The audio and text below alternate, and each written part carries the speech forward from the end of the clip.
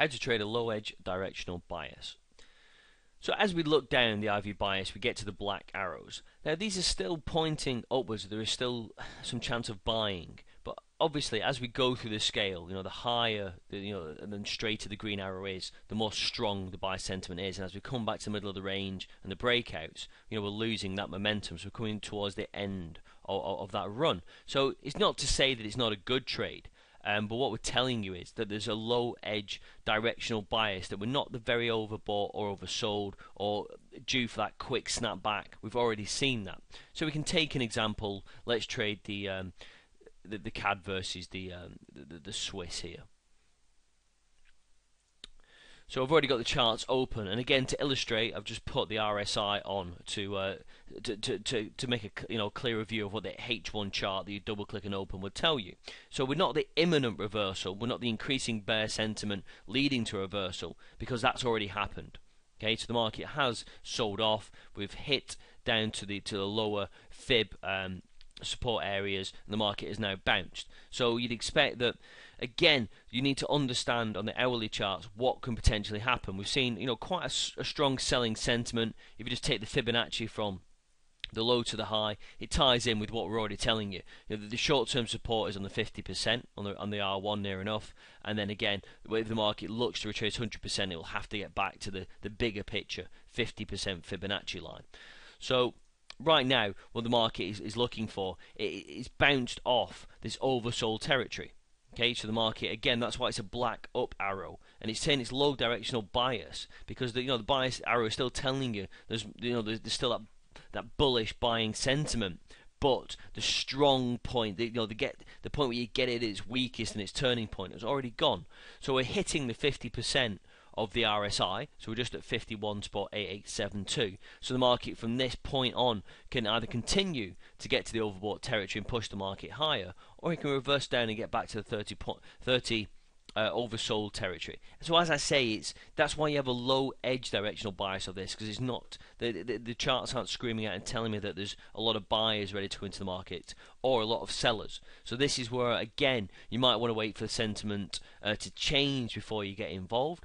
Or again, it's up to you. You can, again, another easy way of kind of comparing the charts is looking at your hourly chart and trying to pick out what's going to happen on the smaller time frames. Smaller time frames are a lot clearer. I don't put Bollinger Bands on. I don't put the Fibonacci lines. All I put is the higher time frame points of interest and the short-term points of support and resistance based upon what's happened within this 15-minute time period. So really, the market is just ranging. We've hit support, okay, hit resistance. So the market's going to do one or two things, isn't it, from here? So they're going to get back to these support points where it's going to find the buyers come back into the market, because remember, the overall directional bias is for the market to go up, or we're going to see a breakout trade, and the market's going to break this resistance on the shorter time frames, and it's going to get, again, I would say realistically back to the 50%, 0.8321. So the whole point is that yes, the direction of the arrow is up. There are some buyers in the market, but you've got to pick your entry point. You don't want to be buying necessarily on the back of two fairly hefty green candles, but we have opened up above the 100% Fibonacci line. So the more we find that as a point of attraction, the more these levels of support will come into play. And even if we see the market sell off, again, what we generally see is the pin bar, and the market aggressively push downwards, get all the shorts out of the market, and then push higher. So as we see, we have just broken through the 15-minute resistance point. So we know the higher time frame levels and points of interest on this chart are quite substantially higher. So we don't really kind of see any kind of daily support until 0.8330. So that could be your point. Is the market in that 15-minute candle going to be strong enough to move 20 ticks? Potentially not. Okay, so this is where it's difficult to trade this low edge kind of directional bias, because you're going to get people pushing the market up, then people selling the highs, people again pushing the market down and buying the lows. So again, it's not saying you shouldn't trade these low directional bias. It's just be aware of it, that this is where the whipsawing can happen, especially when you're trading around the moving average.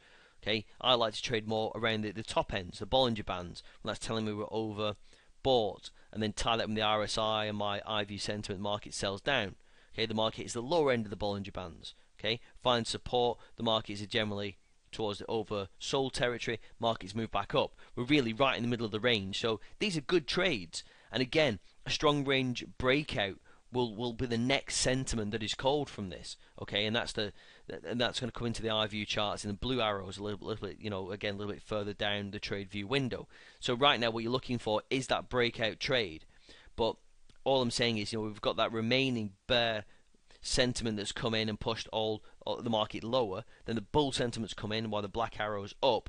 But you might have to see a little bit of selling before the market comes back in and pushes the market up. So I wouldn't jump in and buy the market now. Again, I'd wait for some of these lower levels to be tested, especially on the 15-minute time frame, to get back to 0.8.295, and then I'd be buying and watching out for these upper levels to be hit. I wouldn't be buying, right now based upon the sentiment we've just double clicked on, because, as I say, we're not in the high or the low kind of imminent territories or the increasing territory. We've already hit the short-term direction, so there's going to be some either profit taking or different views come into the market.